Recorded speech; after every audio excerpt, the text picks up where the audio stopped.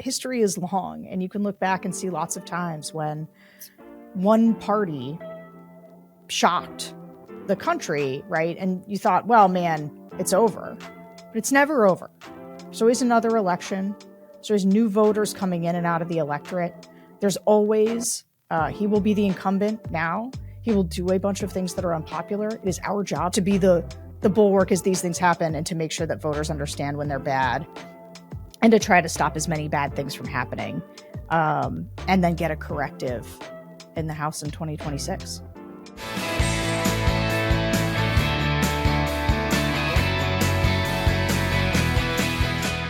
Hello and welcome to the Bulwark Podcast. I'm your host, Tim Miller. Well, fuck. Usually we do a next level podcast on Wednesdays with my best friends, Sarah Longwell, publisher of the Bulwark, and JVL, the editor of the Bulwark. It felt appropriate and right to just kind of make the next level the daily podcast today so we could all hang out with you, those of you that could stomach it at least, and go over what happened last night, and then we'll do another TNL later this week. Guys, Sarah, JVL, hi. Hi. Hey. This is what I want to do. I want to talk at first about our analysis of what happened in the campaign, so we can be a little bit, so we can build up to our feelings, and then I want to talk about going forward, and then we can kind of close by just talking about how everybody's going to cope with this. So the campaign itself, I guess why don't you just both of you give us the biggest picture after having a night to sleep on it? What do you think happened? What do you think explains his victory at the biggest level? Sarah, why don't you go first? Okay. Look, I think what we're going to wrestle with here is the way in which this election was really out of the ordinary, and then the ways in which it was pretty ordinary. And the ways in which it was pretty ordinary were that you had, and we've known this, right? We've known this, and this has been a little bit central to the conversation JVL and I have over on the Secret Pod. And then, you know, if you go back and look at the focus groups, it's all kind of there, which is people did not think the country was in a good place. They were unhappy with Biden. They were unhappy with the economy. They were unhappy with the state of immigration. Like, Trump was always outperforming her on the issues that voters said they cared the most about. You know, we were, the Joe Biden was very unpopular. Like, right, his approval rating is lower than Trump's approval rating at its lowest. And so, like, in a lot of ways, you're just talking about the fundamentals always being against her. And I think that, or that she had a steep hill to climb. And I think that sometimes people push back on the idea of the fundamentals because they were like, well, no, the fundamentals of the economy are good. And I was like, but nobody believes that the fundamentals of the economy are good. And so, like, if you just, regardless of what is or isn't, the people who vote are going to tell you how they feel about the economy. And I think that they did tell us. I also think, look, my theory of how she was going to eke out the blue wall states rested on independents breaking her way at the end, based on the fact that she was sort of able to not be the incumbent. That's the piece I feel the most wrong about. Like, people thought she was the incumbent. Like, she was tethered to Joe Biden and people wanted change, and she was the incumbent, not Trump. Like, and I was always kind of like, who's the incumbent? Like, we don't know because they're both sort of incumbents. But, like, they decided she was the incumbent, and independents did not break her way at the end. The other numbers that have stuck out to me are things like, of the people who thought Trump was too extreme, like, or who thought they were both too extreme, right? Trump won those voters massively. So people who thought she was extreme and he was extreme still preferred his version of extremism. So anyway, I think that's what happened. I think, like, there's a lot of ordinary political analysis in here that doesn't mean humans are terrible and America is over. It's like, these are the things that happened that we thought could be overcome because Trump was a uniquely flawed candidate, right? That she could overperform those fundamentals. She did not overperform them. And then, like, I just think one other data point that's clear that I think a lot of people are going to be talking about is just the Hispanic numbers. Like, the bottom fell out of the Hispanic numbers in ways that I don't. Everybody thought there was going to be some of that, but like, a lot of people really dislike the analysis of guys like Rui Teixeira, and I understand why. Sometimes it feels like I get a little bit frustrated by it too, but like it's true. It's true that culturally, Hispanics now operate much more just like not like white voters, like non-college Hispanics operate like non-college white voters, and they broke that way in a major way this time. Yeah, we can talk about this a little bit more, I think, but there was a lack of willingness. I mean, like, we can do recriminations on a million things, so that's really not the point of this. But the point of this is just being eye-opened about what happened. And there was a lack of willingness by a lot of people in our coalition to just like accept the numbers that were staring us in the face on Latino voters and black voters, and sometimes even in a shaming way. That's like, if you talk about it, it's like, no, the real, and it's like, it's true. Like the white voters went for Trump the most, right, out of everybody, right? So if you're doing the identity politics thing, but it's like, I think that there was, as we talk about, what happened with the Nikki Haley voters, what happened with it was like the gains, to the extent there were any, like with that group, was just swamped by the losses on the other side, and not kind of accepting that those losses were happening potentially impacted kind of the strategic approach of the. So can I will say, I'm not sure that people thought that it wasn't or I didn't think it wasn't happening. I thought you could make up those losses with better performance from white voters, because there are more of them. Sure. But like, I'm looking at Wisconsin right now, and guess what? Harris did do 2 points better than Joe Biden in the WOW counties, right? She did overperform him some. It still wasn't enough to offset that slide, because Trump did better everywhere else. It's because it's that slide, but it's also like, it's the thing that I think the X factor is always like, does Trump have, are there more non-college white voters in the tank? And it turns out there were. Every time, yes. There's a never-ending supply of non-college white voters, it turns out. JVL, what's your top-line thoughts? Yeah, I mean, I fundamentally disagree with Sarah, but only because of the result. Like, there's a version of this result in which I would absolutely buy her explanation, right? If this was Harris 49.1, Trump 48.7, and the Electoral College just shook out the same way, I would say, okay, yeah, I could see that. That's not what we just saw. Donald Trump just won the largest vote share of any Republican presidential candidate since 1988. He did this while his own campaign was basically running for the exits. We all read the Tim Alberta story in The Atlantic, in which Susie Wiles and Chris LaCivita were talking about how terrible the campaign morale was, how everybody in the operation thought it was, that the guy had just blown it all up, while he's like dancing at the rally and talking about Arnold Palmer schlong. And we also saw for the first time Trump overperforming down ballot Republicans. He's run behind down ballot Republicans in both of his previous runs. This time, all of a sudden, he's way out in front of them. And in 2012, people didn't think the economy was great. Objectively, the economy was okay. It wasn't bad. It was a slow recovery under Obama, but people felt like it was very bad, and Obama did fine. He beat Mitt Romney pretty handily. He got over 50%, his second consecutive majority. I do not find a way to see any of this result as anything other than an affirmative choice for Donald Trump and all his works. And I mean, this nobody cares about bipartisan legislation. Nobody cares that Biden did the CHIPS Act or bipartisan gun reform. Nobody cares about the handling of Ukraine. Nobody cares about any of that.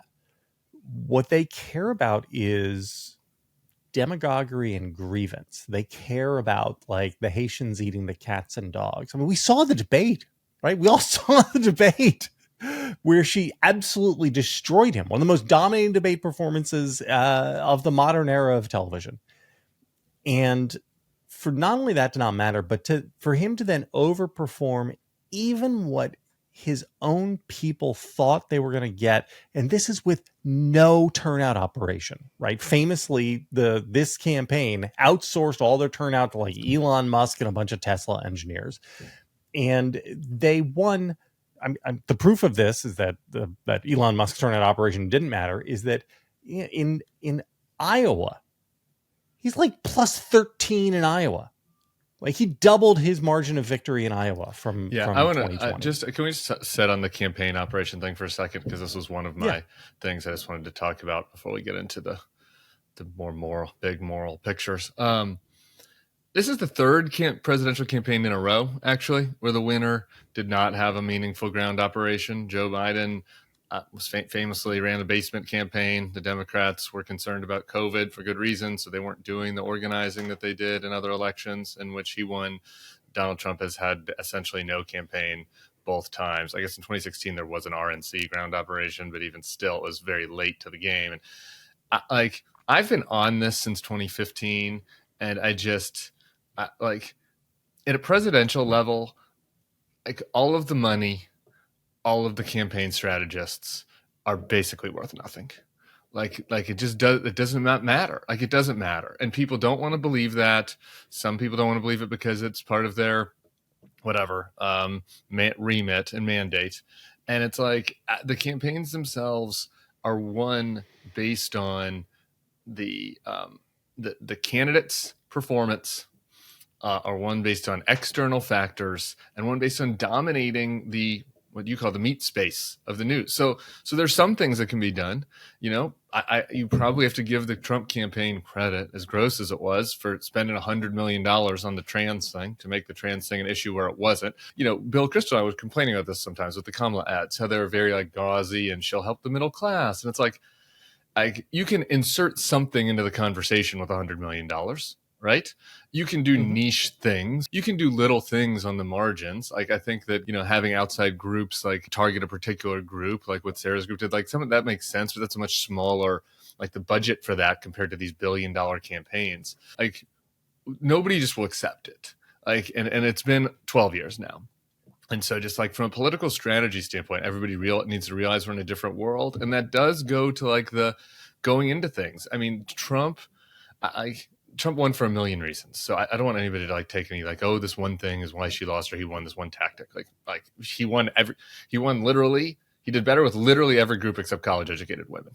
So like, it's not like, oh, if only the Hispanic outreach would have been better, or you know what I mean? Like it was across the board victory. But like the Rogan thing, like one of my regrets from analysis is I got wrapped up a little bit at times and like watching the Rogan thing, and there'd be like three things that he says, like, oh, this is crazy, and we'll do a thing. It's like, oh, look at this crazy thing he said.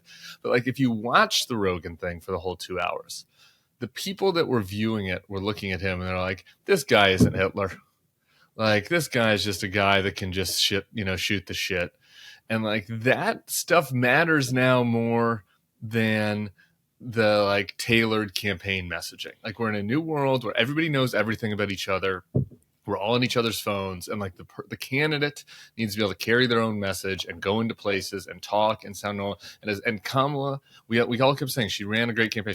She did. She ran a very solid, by the book 2004, 2008 campaign. Technical campaign. She did. And she was faced with a lot of challenges because of the situation that she was put in. So, but it's like, you know, to the extent that there's a 2028 campaign to talk about, like to me that is like the biggest, like to just go through the motions again with inertia of like we're going to run the Bush 04 operation where we're going to do a lot of ads and have a door knocking program. Like it's all fake. It's all for basically nothing. So and can we talk about the woman thing? Well, yeah, sure. Well, hold on. I just want to let me just Sorry. step on this point that Tim's making, because I think it's a really important one, and I think that one of the things we talk a lot over on the focus group pod is about this thing voters say about the thing that they like about Trump is that he's not a regular politician.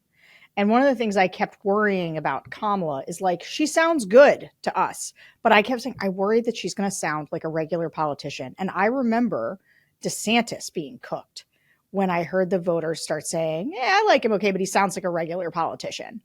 And that's always been Trump's superpower, the not a regular politician, because we are in a different era in terms of what people want. It's the reason, it's like the same things in our brain that make, I don't like TikTok, but like the same thing that makes TikTok and its informality, frankly, the thing that makes us, sort of better than cable news is like the reason people aren't as interested in cable news, and they're more interested in personalities. They're more interested in finding people they can trust. They're more interested in having like an honest, like who's being authentic with me, who's telling me the truth, who's giving it to me straight. And like, they'd rather take a politician who they think is telling them the truth, and that truth contains some really ugly things, than a politician that they think is lying to them just to earn their vote. Except that Biden beat him like a drum. Biden did not beat him like a drum. He beat him by extraordinarily narrow margins across a handful of states. 11,000 votes in Georgia, 11,000 votes in Arizona, 30,000 votes in Wisconsin. And it was like slightly bigger in Pennsylvania and Michigan, but it was not big. He didn't beat him like a drum. And we were in the middle of a pandemic. In a generation. What do you think explains then the difference? This is fine. This is a good thing to chew over. What was the difference between 2020 and 2024 for you and JVL? So we don't know the overall turnout, right? We know that Trump is already at his 2020 number. He's at 71 million votes. As you said, like there are like 24 explanations. Right. One of them, I think, has to be the Democrats can never run a woman at the top of the ticket again. I mean, never is a very long time, but I mean, like not in anything that looks like this version of America. Because just the fact that he overperformed her and overperformed down ballot Republicans, like in places where Tammy Baldwin did okay because people were okay with having a woman as senator and they liked the Democratic woman as senator. They did not want a woman as president. And I'm not saying this is all of it, but I think it would be crazy to dismiss this as being a significant part of it. Maybe I'm wrong. Yeah, it's not all of it, and it's not none of it. If it was Walz-Harris, just hypothetically, I don't think the result is different. If it was Walz-Harris, I agree with that. That's right. I think the result is exactly the same. So can I just say this as a baseline? I want to hear you guys react to this. My view is that there is no Democrat who could have beaten Trump this cycle because the voters wanted Trump this cycle. Well, I mean, do you guys agree with that or disagree? I only disagree with it in the context of because who knows how everything shakes out. But like hypothetically, there could have been a process that would have let somebody win that differentiated from Biden. I don't actually think that would have happened though. Right. So like, I think my real answer is no. My hypothetical answer is yes. Right. Because the Democratic constituency is basically JVL. Right, like they were not unhappy with Biden. Right, like this was not really a time where like both parties were unhappy with the status quo and it was throw all the bums out. There were some parts of the Democratic coalition that were throw the bums out, Muslim voters, like working class Black and Hispanic men. Right, but like the coalition that elected Biden, older Black voters, suburban college educated people, they were happy with what they got. Right, so even if Biden had dropped out earlier. And then Kamala ran a campaign. She ran as good of a technical campaign as she did here. It's hard to see the Democrats then going for like, I don't know, some governor that was running on, the Biden economy's been terrible and we need to go a new direction. That might have worked actually. Like I think a Democratic governor that did that, but I just don't see how that would have ever happened in practice. Like that's, I mean, I've spent 1 second thinking about that, but that's my initial reaction. Sarah, what do you think? I certainly, I think that one thing that I won't do is be like, if she'd had Josh Shapiro as her vice president, she would have won. Because I don't think that's right. I don't think like it could have made, like, I always thought that Josh Shapiro as the number 2 on the ticket mattered in like Pennsylvania. She loses it by 9,000 votes, and that was the tipping point state. Then I get on my high horse about Shapiro. I wouldn't in this scenario. I do think if you'd had somebody, like Shapiro, who could have broken with Biden, but who still read, like somebody who read as a moderate. And this is going to be a big debate. Like there's going to be a lot of people who are going to be like, don't tell me she needed to be more moderate. She ran, with Liz Cheney next to her and like an incredibly moderate. That's true. But one of the ways you get hey, this person's just a regular politician is by people thinking you're inauthentic because your positions change between the times that they see you. And I think that did hurt her. And I think that Donald Trump in the swing states dropped a gajillion dollars saying that she was a San Francisco progressive. And she was. Trump changed his mind on abortion, which was a very high salience issue, and it had almost no effect. Right. And that, like, it's a very recent change. So I'm saying, like, all these rules we construct, they only hold for one side, Yeah. But this is, JBL, this is where I do get, like, it is the tension between your and my positions. But I think that there is frustration that with the world that as it exists. And I can share that frustration with you. But I think sometimes you try to demand the world be different than it is, as opposed to like, it is what it is. Like you wanted to demand, right, that voters accept that the economy was good. And I kept telling you, they don't think it's good. Like that doesn't mean she can't potentially overcome it by separating him. They don't think that Joe Biden was a good president. I agree with Tim that like a key part of the coalition thought he did a good job. And so like running explicitly against him, it seems like, how would somebody have done that? I don't know. I can kind of think of ways somebody could have done that, because actually people certainly, including in a big part of the Democratic coalition, did not think he should run again. And I will say it is not super great to spend a lot of time picking apart everybody and pointing fingers at everybody. Because I do think we should, as part of analysis, like figure out where the flaws lie, but just like hurling invective at each other is not good. But I will say, Joe Biden deciding to run again was a catastrophic mistake.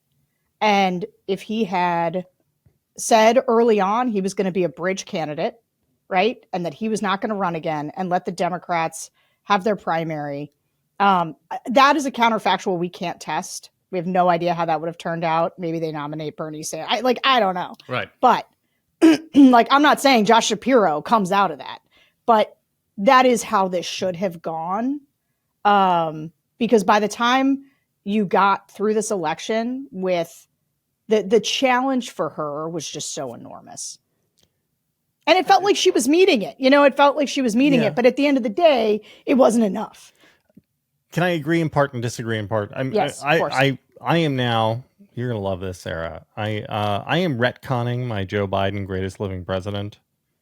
And I'm actually going to write this week about how Bidenism turns out to be a catastrophic failure. But on the subject of like me demanding that people agree and how this is the wrong way to do it, isn't that actually how Trump's messaging always works? Right? And you say this all the time. Like Trump would just go out and say, greatest economy ever, greatest economy ever. And you just say the same thing over and over. Like eventually people just say, oh, I guess it was, right? Why is it that he gets to do that? And like Democrats are supposed to like twist their toe in the dirt and apologize for like, no, we understand it's really bad. Like, just no, create your own reality. Sure. Isn't but that requires somebody with, I think, genuinely Trump's salesman sociopathy. Yeah. So yeah. But like, and a life, right. but that sociopathy has led him to a salesman role that both understands what people want and how to give them what they want. Like he understands in a lizard brain kind of way how to get people. And like some of it is like the economy was good when Trump was doing it. It wasn't that the economy wasn't bad, right? It was that, he is willing to, final year.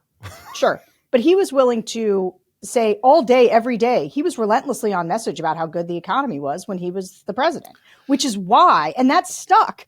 And that's why when people looked back, like when I say it's the economy, you're right. People don't remember the pandemic. They continue the pandemic to be an exogenous event outside of him. They remember the pre-pandemic time and the pre-pandemic economy And he wrote a lot of that. Trump's sociopathy and willing to just be totally shameless is a cheat code that we should just acknowledge. Like, very few politicians would be able to be like, yeah, if you are mad at the Biden administration for being too nice to Bibi, you should be for me. And also, if you're mad at the Biden administration for being too, like the opposite, like he was on both sides, right? And it worked. Yeah, it worked. He was on both sides. Yeah, I know. He's on both sides of it and worked. All right, we need to take a quick break for an ad. We'll be back on the other side. With HelloFresh, you get farm-fresh, pre-portioned ingredients and seasonal recipes delivered right to your doorstep. Skip trips to the grocery store and count on HelloFresh to make home cooking easy, fun, and affordable.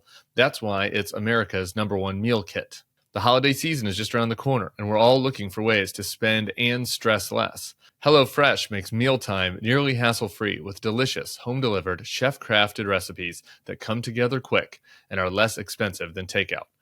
Whether you're craving hearty comfort food, trying to please picky eaters, or looking for a calorie-smart meal, HelloFresh has all those options and more available on a rotating menu of 50 recipes to choose from every week. As for me, don't know if you've noticed, but I've been on the road a lot. I've been busy, been focused on the campaign.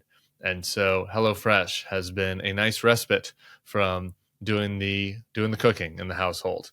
Allows me to pre-prepared meals, allow me to listen to other podcasts and prep for you guys so that I can multitask and get a healthy dinner on the table for the family without the additional hassle. Get 10 free meals at HelloFresh.com/freethebulwark. Applied across 7 boxes. New subscribers only. Varies by plan. That's 10 free HelloFresh meals. Just go to HelloFresh.com/freethebulwark. HelloFresh, America's #1 meal kit. Hey, y'all, if you love this podcast and want to listen to all Bulwark podcasts ad-free, join Bulwark Plus today. You can click the link in this description. You'll get the best politics newsletters in the business, and you can become a Bulwark Plus member right now. We'd appreciate it. I have a question. I want to chew over something with you guys because I can't. There's part of this that's like, we're in hell. We had bad luck.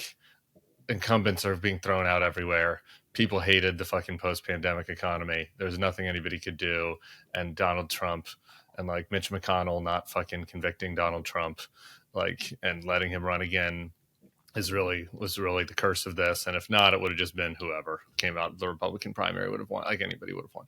Like, that's one way that I look at this. And the other way I look at it is, I don't know, maybe it wasn't that. Like, there's something fundamental. This goes to JVL's point. There's something fundamental about the country wanting this. I look at, to me, the most jarring results are not any of the swing states. Illinois, New Jersey, Texas, New York. She lost by 4 in Illinois. Things will roll in. It might end up being 8 or whatever. But last night at 6 a.m. when I was on fucking MSNBC and Steve Kornacki pressed the Illinois button and she was down by lost. She was up by 4.5 points in Illinois. Like, it was similar in New Jersey. Texas went from 6 back to 14, 15. Like, these are this country's. This is not about finding more white working class voters, because he did that. But these are the country's biggest, most dynamic, most diverse states. And he won across the board victories in them, in places where the campaign wasn't really waged, right? So it's like, it's not about the ads. I mean, they got the national trans ads during sports and stuff, so the campaign was aged a little bit. But like that, I just like that. I mean, the hardest part of me to process is going to be segment 2 coming up here, where we talk about what comes next. But the hardest part for me to process of the looking back part is just like regular people across the country that were not targeted by the campaigns in any meaningful ways, like across demographic groups, every group except college educated women were like, yeah, which is why actually I think that the recriminations around like, what ads did they run, or like who was targeted or whatever, like, we can do it. And like, it's actually an important part of the analysis for understanding how we do things better in the future. But like, you can sort of see it happened everywhere. Like, everywhere it moved to the right, which meant that the factors were less about the individual messaging and everything else, and much more about broad factors that made people who didn't usually vote for Republicans, like a lot of people move, Hispanic and Black voters. Like there is a shift to the right that cannot be offset. There's not enough college educated women to offset them. Yeah. So I'm sorry. I started rambling and I didn't get to the nuts of the question, which is, was this a contingent random thing, bad luck because of the economy and the timing, wrong time, wrong place? Or like, do the Democrats have a fundamental brand problem that must be fixed and or does Donald Trump have some special appeal to, you know what I mean? Like what of those things? Because I come to this, and I'm going to come to this over the next year, like totally open. Like obviously my natural prior is like the Democrats should have run a center left whatever that I like, but like I don't fucking know. Like I don't know, maybe they should have run a socialist. I don't know. Like I'm like literally open to any possible thing. Maybe they just need a culture warring. Maybe they needed like a tough guy of their own who like codes as a culture war. Like, so I guess my question was it something that could have been fixed about the brand, or was it a contingent element of the post-COVID economy? Can I take this first, Sarah? Go ahead.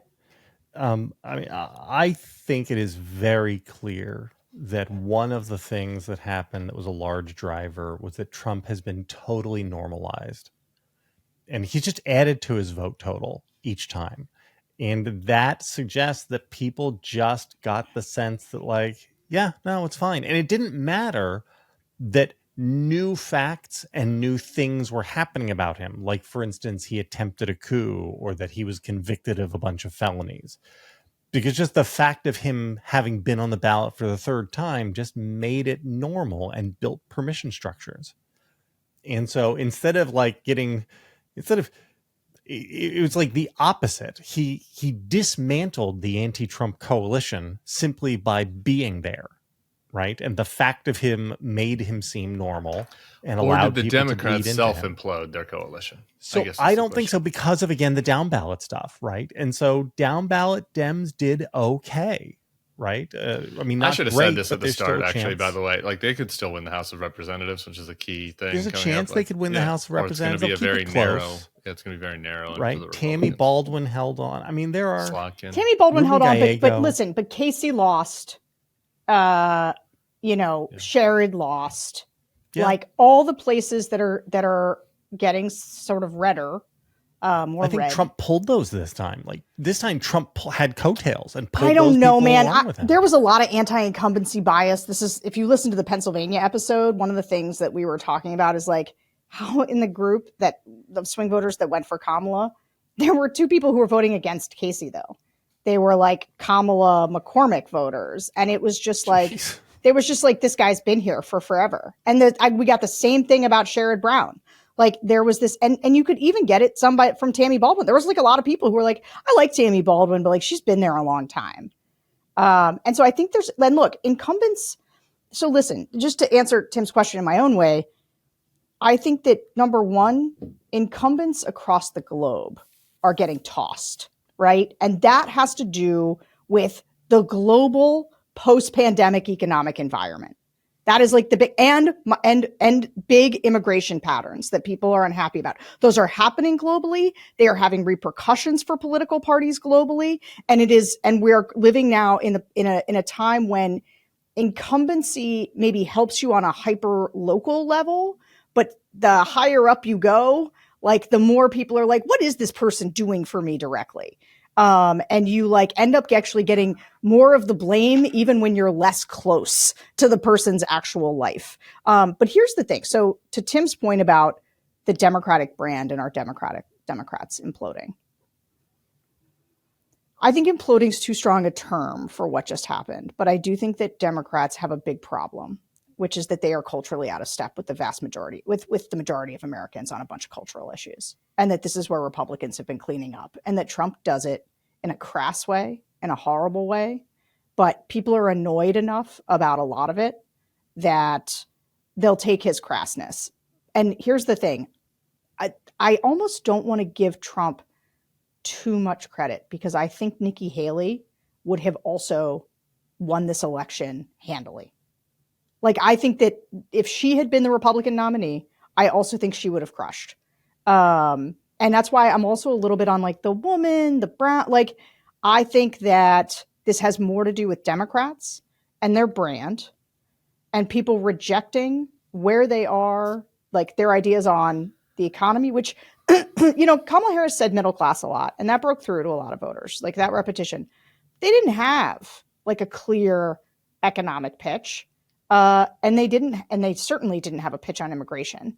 And immigration's been a vulnerability for a long time. So those things do matter. And I do think that's why but like Democrats are going to have to reckon with the fact that the Republicans had, I think, what was not actually in many ways a good nominee, did everything he could to self-sabotage, and that people still took him in large part because people were rejecting the Democratic Party. But the not because they love fascism.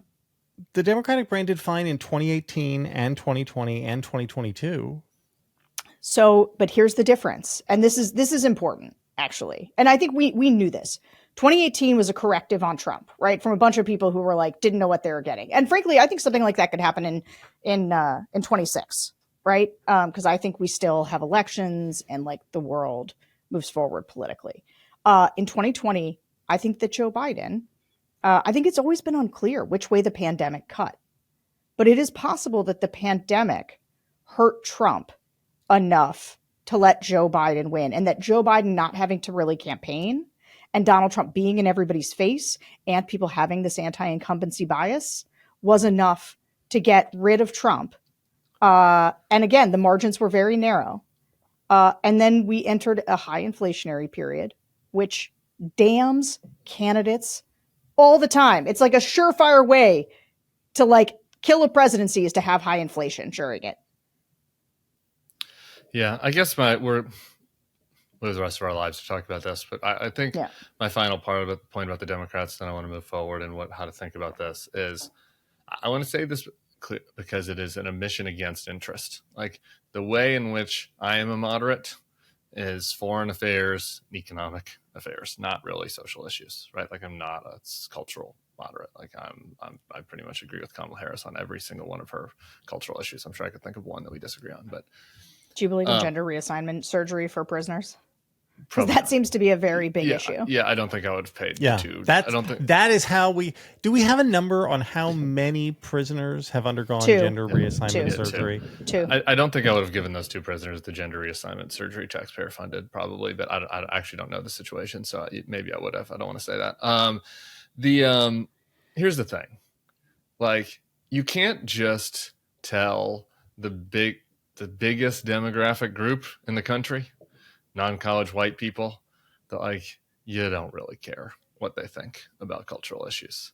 Like it's just not a winner, especially with the electoral. And it didn't end up being an electoral college factor, but and by the way, that non-college white group now kind of includes non-college Hispanics too. Like that's sort of like they're being assimilated into the American experience, and. It's just like, I'm not saying that you throw trans people under the bus to come back and win elections, but there has to be an ability to speak the language culturally and to try. And like, they just haven't really tried.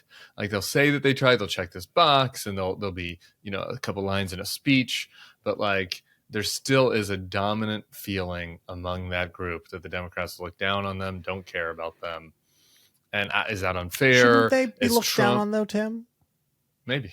I mean, I might look down. But I know this is unpopular, but like if it is true that there were 2 gender reassignment surgeries for prisoners, and yet these ads were wildly effective with those groups, then why shouldn't they be looked down on? Because that ad we live in a democracy. Well, number one, we live in a democracy, but JVL, because that ad is a stand-in, right? The stand-in, the gender reassignment surgery, taxpayer funded, is a stand-in for all of the ways that people believe Democrats are culturally out of touch. Well, sure, but this is like all the ways that people believe that crime is through the roof, right? I mean, I understand that I'm demanding that the world be different than it is, and I get that. Yeah. But I guess I'm just saying, look, you look at the map. Just look at I'm not like red, like land doesn't vote. But like, if if they, we've said this before on this, if like working class white people in rural America start voting like black people do, like by share of vote, like we're going to live in a MAGA autocracy for the rest of our lives. So just as a practical matter, like maybe they deserve to be looked down on. Maybe they have views that are gross. Maybe they have views that are wrong. Maybe they're swimming in disinformation. But like, that's just the facts of life, and not trying to offer something to them is a mistake, as long as we're in this democratic environment that I guess we're in. Yeah, I just think it's going to be hard to outbid a demagogue. Like what these people care most about is demagoguery. That's what they want. They don't care. I guess this is where I'm trying.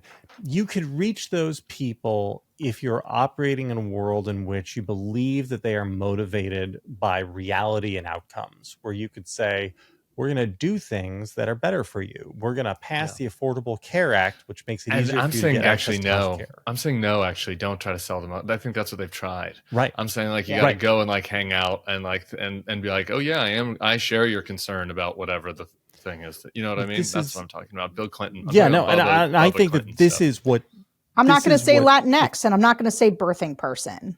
It's like that. It's that stuff. But Kamala Harris didn't say those things.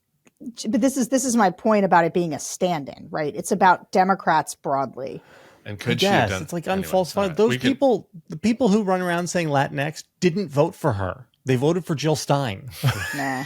We're gonna have unlimited time to chew over that. I want to do quick forward-looking and then feelings. We're taping this at 11:30. Kamala Harris is going to concede a little later than my taste, but whatever. She's going to do it. There'll be a peaceful transfer of power. There are no Democrats that are right now saying, I was on MSNBC for hours. I didn't hear anybody say anything irresponsible about it. I was with the people at the Bannon event last week, and the MAGA folks truly believed that the Democrats were going to try to keep him from power and that they were going to do what they did. That was a deep, true belief. Like after the event was over, in private, two of them came up to me and was like, would they really let him win? Like they truly believed that the Democrats were going to do what Trump did to them. Obviously, they're not going to. Yay for the Democrats for that. So I guess my question is on the forward looking, what is your top line thing that you're worried about or that you're thinking about as far as the next year of Donald Trump assuming the presidency again? Can I tell you mine if you want to think about it? Okay, no, I'll start with mine. I'll ask the first question to myself then. It's a host prerogative, and then you guys can riff from there. I said this a little bit at the end of the podcast, or at the end of the live stream last night. I continue to think about it.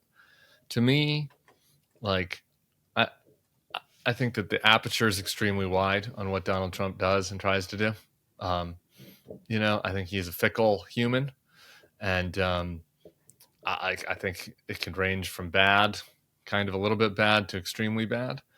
But I think that the nature of what happened with the Senate, what happened with the Supreme Court, and what happened with Donald Trump as president, I like the mindset of I'm not even going to say the resistance, the mindset of the people that are in coalition against this. Like, to me, feels more like the mindset of what the opposition feels like in like Hungary or Eastern Europe, right? Like that the job going forward is not really about stopping him or thinking about like how the next 20 years more rights can be gained. It's more about thinking about what can be protected, what can be protected in the meantime, because he is a wrecking ball that if left to his own devices, I could conceivably try to wreck all of the structures that govern our domestic society as well as our international norms and alliances and the rule-based order of the world. Like, all of that could collapse in the next 4 years is the worst case scenario. Mm-hmm. Some of it could collapse is the median case scenario. Just a little bit of it could kind of get rolled back is the best case scenario, right? And that sucks as a mindset to think about.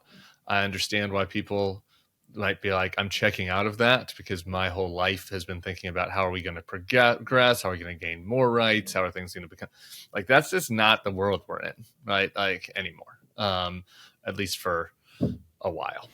And so to me, like that is just what I keep noodling over in my brain when I'm able to process that. So anyway, you can riff off that, or if you have other thoughts on kind of what is up next, I'd be happy to hear them.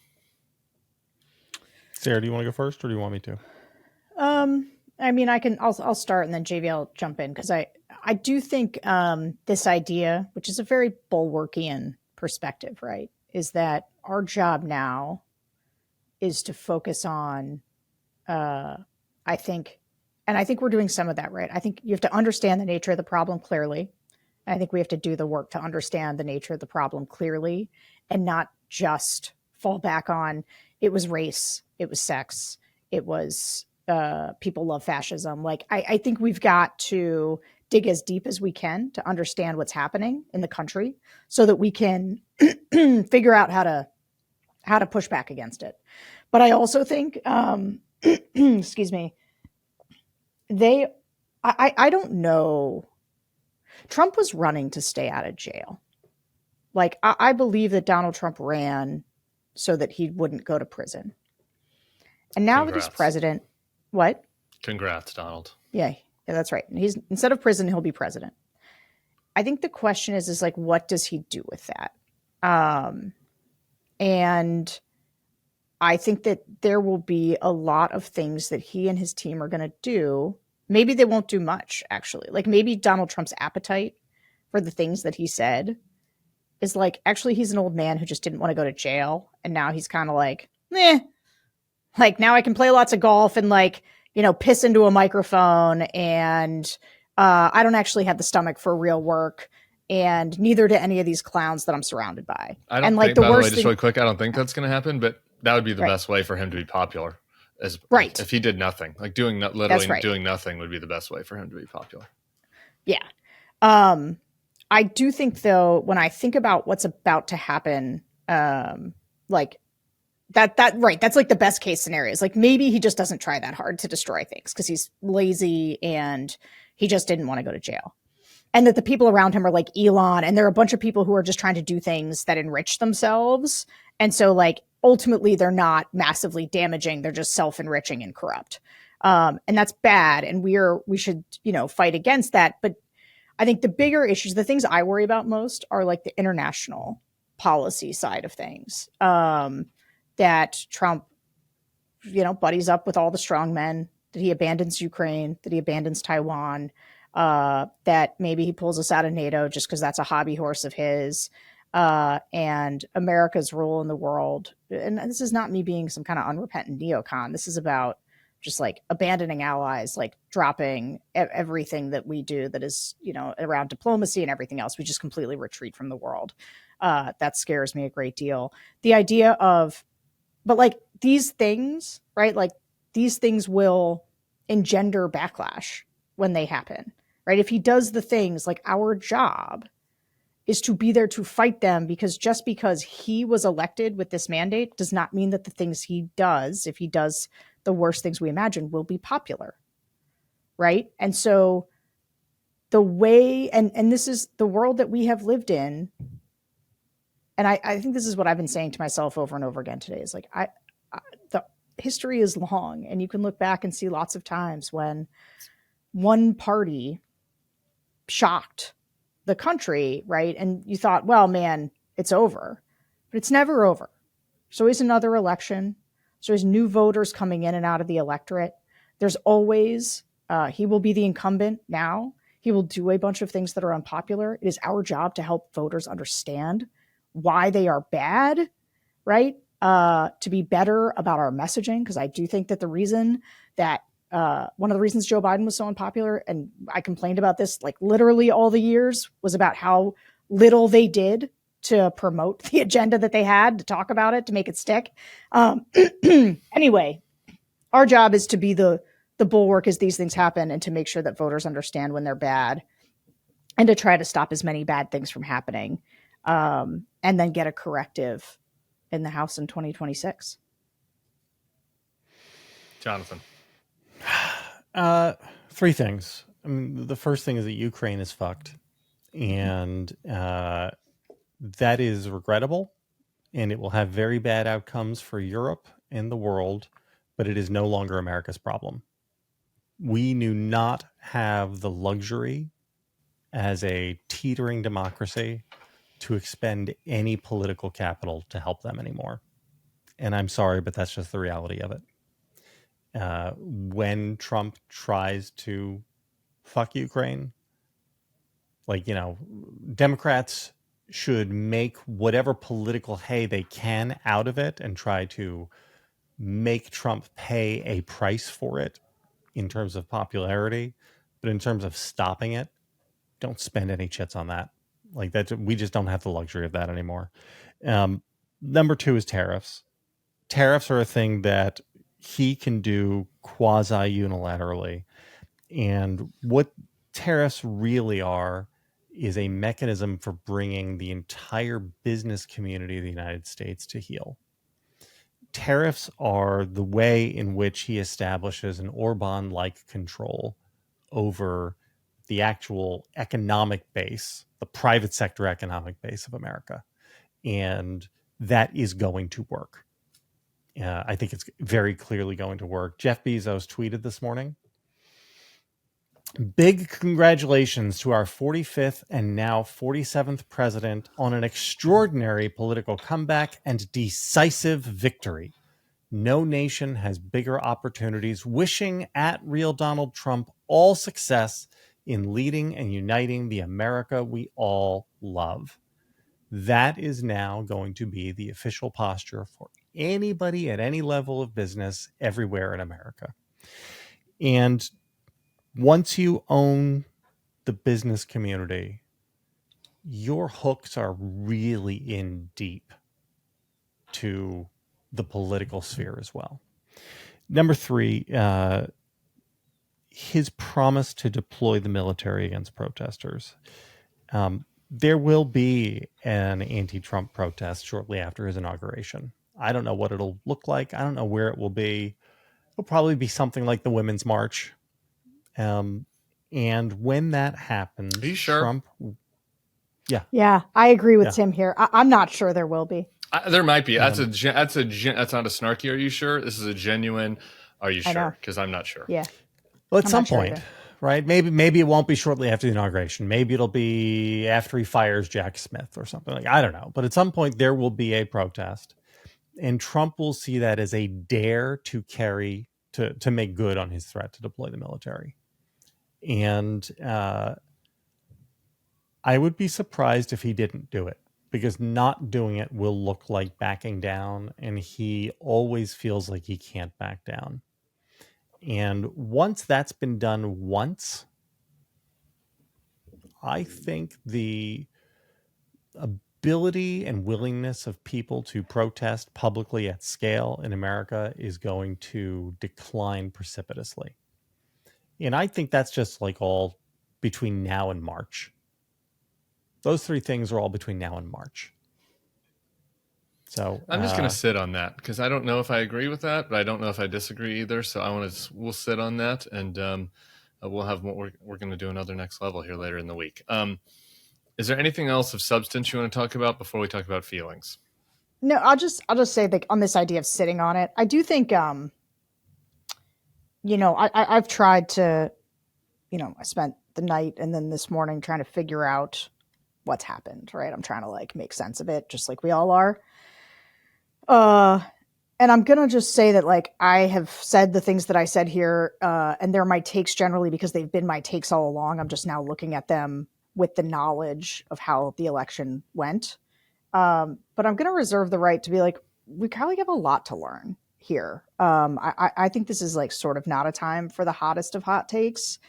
We got exit polling, but we don't have good catalyst deep data yet. And so I'm still trying to figure out exactly, with the different demographics and stuff, there's a lot we don't know that might sort of shift our thinking a little bit. But the big broad picture tells us sort of what we need to know in terms of there was a repudiation of Democrats here across the board, and we're going to have to figure out what to do about that. And I think people who want to spend too much time as part of the analysis, we can sort of say like this was a bad move or this was a bad move. Sure. But I think like living in the recriminations is going to be unproductive, and that people are going to need to like take good hard looks, think about it for a second. Don't just react. We're going to have to think about this for a little bit, and then we're going to have to figure out how to reorient of movement going forward to forestall the worst of what Trump might try to do, and to build a different, more durable coalition. I agree with that. The thing I agree with the most is that, like, really, you will see on social media and on cable, I already saw it last night, people that go out there and are like, it was Gaza, or it was race. It was this with this. I don't want to pick on the Gaza. It was Israel. It could be anything, right? And it's like, it was neoliberalism, right? Like, I've seen all of that already, right? And it's like, I don't know. He won a broad. I repeat, he improved with every demographic group except college-educated women.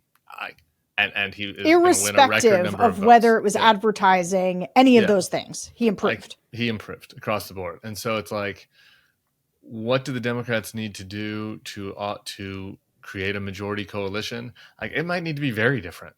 It might need to be the same. Maybe it should have just been the Tim Miller dream of Josh Shapiro, but maybe it really shouldn't have been at all. And it should be something totally different than that. And I think that it's going to take time to think through it. All right. Hey, we have one more commercial break. We'll be back on the other side. So we fell back to standard time. And as a result, things are getting a little chillier in the evenings in New Orleans. And so I'm living in the perfect gene. 400,000. That's how many men have turned to the perfect jean. These jeans have enough stretch to accommodate Thanksgiving dinner and are comfy enough to wear all day watching Sunday football. Plus, even though they feel like sweatpants, they look good enough to be your go-to pants for date night.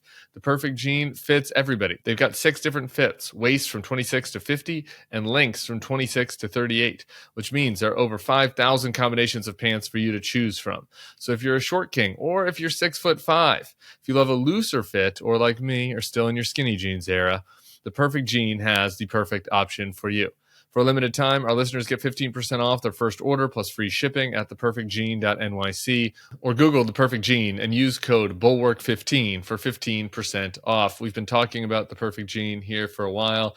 You know how it's important to me to, still feel like I'm in my gay jeans era while also being able to wear something that's comfortable. You can wear around the house, something that I could recommend to my straight dad friends. And the perfect jean is the Goldilocks answer to this problem. Perfect jean doesn't stop there, though. They've revolutionized t-shirts as well. The perfect tee has just enough stretch to hide your beer belly while accentuating your arms and chest. It's soft as butter without shrinking in the wash like all your other tees. It's just perfect.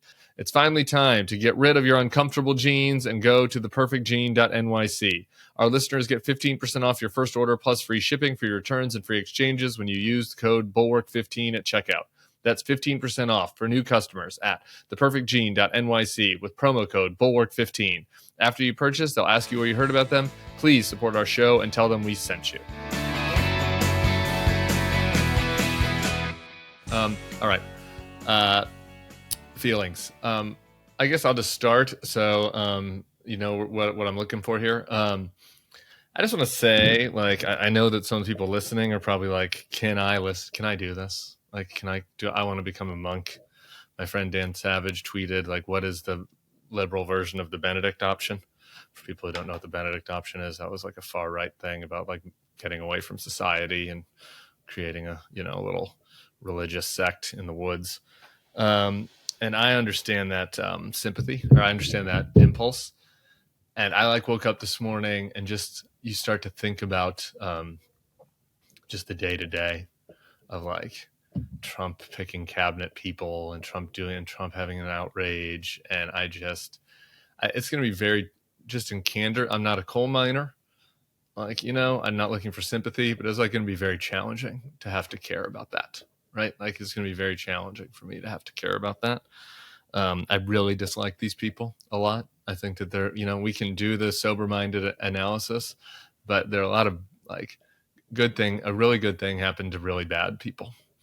And that's tough. And I spent a lot of time not on a podcast between 2016 and 2018 in yoga and therapy, like dealing with that before I started doing commentary.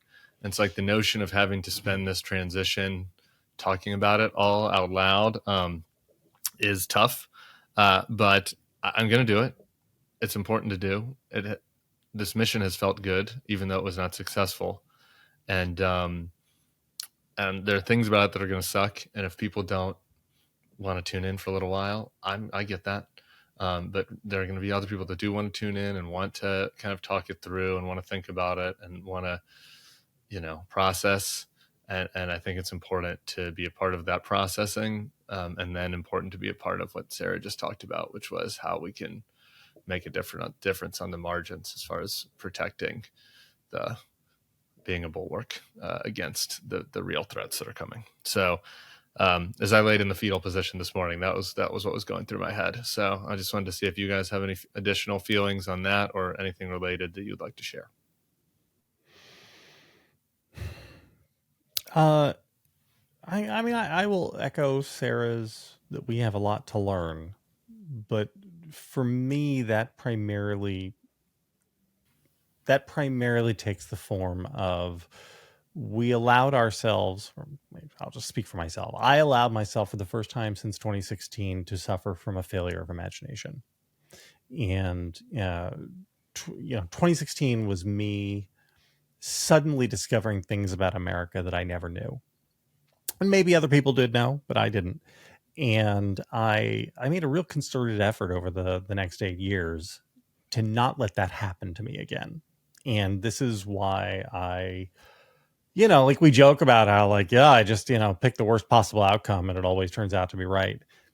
And with this race, I didn't allow myself to envision the worst possible outcome, right? I was happy to envision Trump winning. I kept saying, look, is it better than even chance that he's going to win? I said this all the time, that, Harris isn't doing enough, doesn't look good. And then, for the last 3 weeks, it looked a little better. And we got the Seltzer and Times Siena polling. That was good.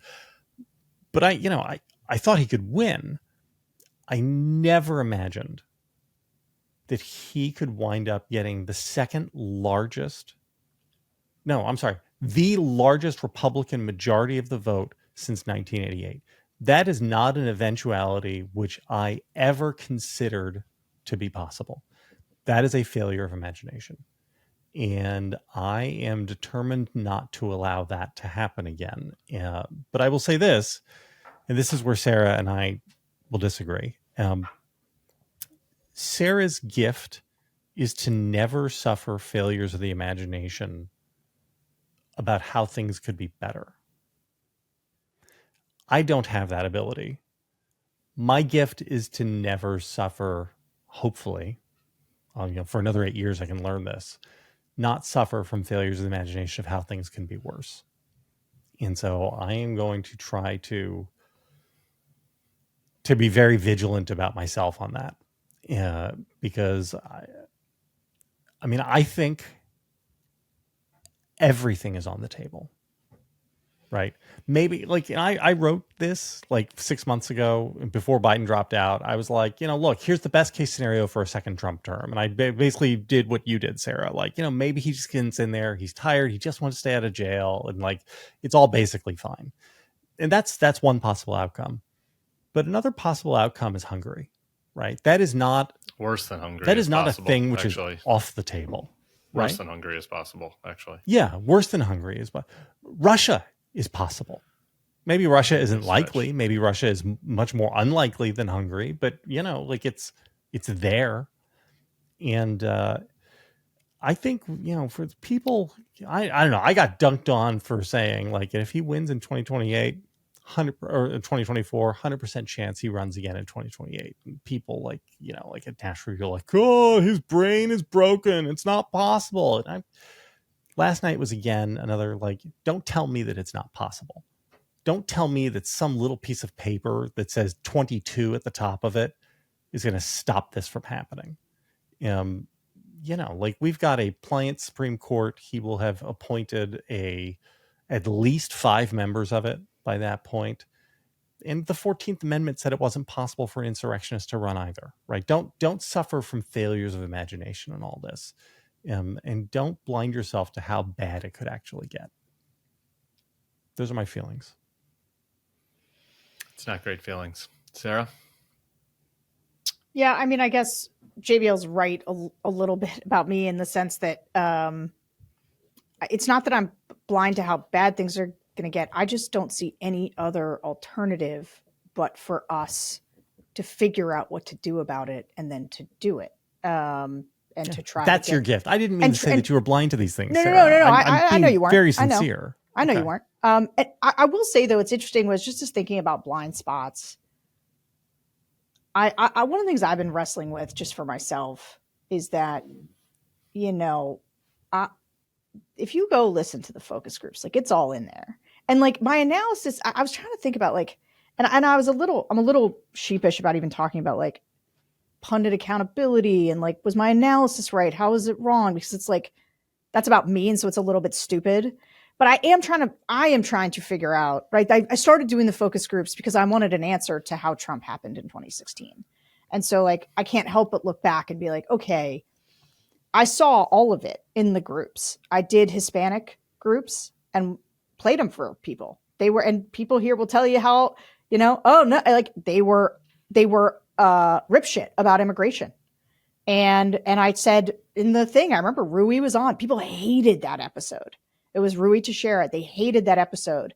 But I think if you go back and listen to it, all the stuff about Hispanic men is in there, right? It is. And if you look at the swing voters, which we really focused on, the thing that I said is like, yeah, in every group, you're losing 1 or 2 people. They're backsliding to Trump. You aggregate that, in a way, like, and you can't, they're not numbers, right? You can't treat it like that, but like you could see it there. The flags were there.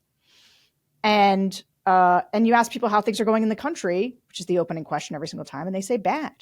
And they talked about immigration, they talked about crime, and they talked about the economy. And our intellectual impulse to say, well, that's wrong. I think there's this question of like, how do you make people see reality for what it is, or how do you meet them where they are is like a thing we have to grapple with. But what I hope for people who listen to this, like who are Bulwark people, I want you to come to us for 2 things. One, like we're going to do our best to be honest with you all the time. Like we don't have any, I don't know. There's nothing like we're trying to protect for ourselves. Predetermined outcome. Yeah. Like I think we want to figure out what happened so we can be part of the solution. And I think if you want, I was watching the live stream last night and like JBL was characteristically bleak, like pretty much from the outset. And I was trying to kind of be like, hey, let's wait. But like, it was true. Like it was going south and people were so mad. They're like, I'm signing off. You guys are too negative. And I think like, it's important for people to know who are part of this community, which is an amazing community. And last night was open to everybody. So it's like kind of hard to know who's like a subscriber versus people who just like casually or whatever. But like, know what you're getting with us. Which is like, we're going to go through this moment by like really grappling with what is going on. And we're going to put everything on the table and we're going to try to turn it over so that we can figure out what really is going on. That's why I do the focus groups. And I want to make sure that we're looking at it hard without a lot of priors so that we can then figure out how we can best stop Trump from doing the worst damage that he can. Us sitting, like we can speculate how bad or not bad it might be, but the fact is our role is to do the analysis, but also, and this is why it's different from everybody else, our role is also to do everything we can to protect this country and the democracy and the institutions that undergird it from somebody who wants to burn them to the ground. And like, we can't do that without being really clear-eyed about what's happening right now.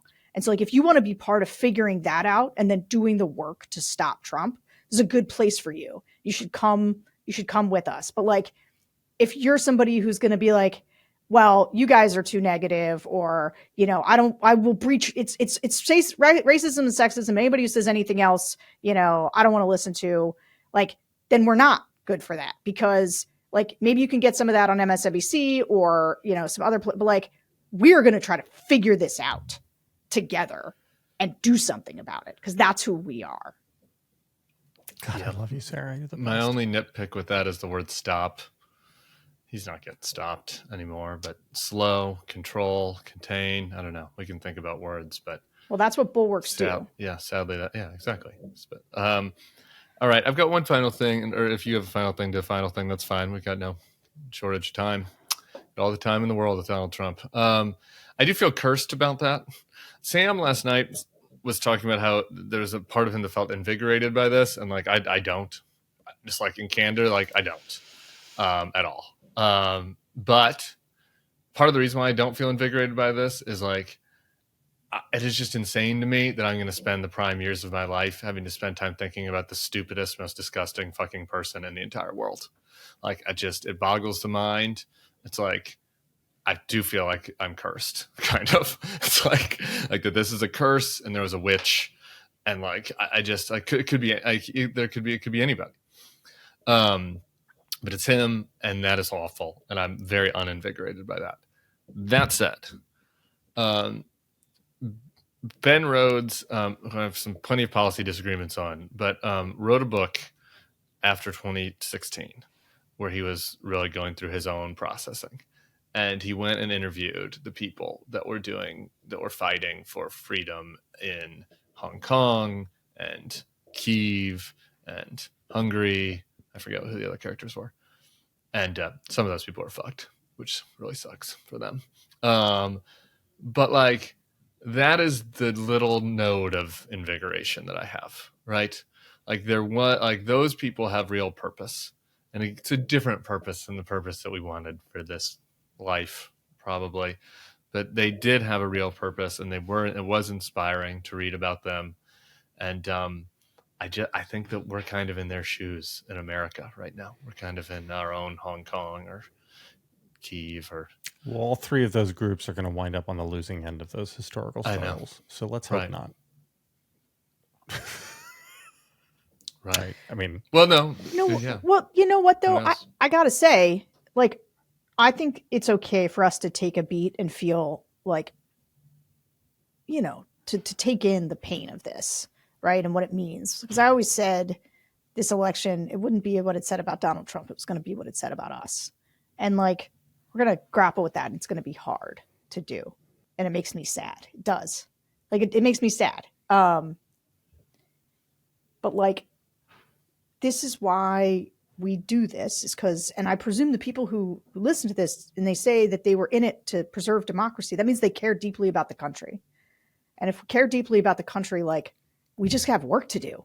Like, that's just the truth. Like, it's our job, and we care about it. And we are in a position to be people who are rallying people to fight. So it's okay to be in our feelings for a little bit, like, and to figure out what happened. But also, like, it is our job to figure out how to get people motivated to get back in the game. Because if everybody checks out, then we are fucked. Excuse me. JVL, you looked like you had a final thought. No, that's perfect to end on. We're going to keep your final thought in your head for this time. All right, guys. Well, for those of you that made it an hour plus through this podcast, kind of good, okay show, sad show, long show. How about that? Sad show, long show. I'll be back tomorrow for another edition of the Bulwark podcast. I don't know when me and Sarah and JVL are going to get back together for the next level we owe you, but we will do that at some point as the week goes on. And thanks for sticking with us. We'll see you on the other side. Peace.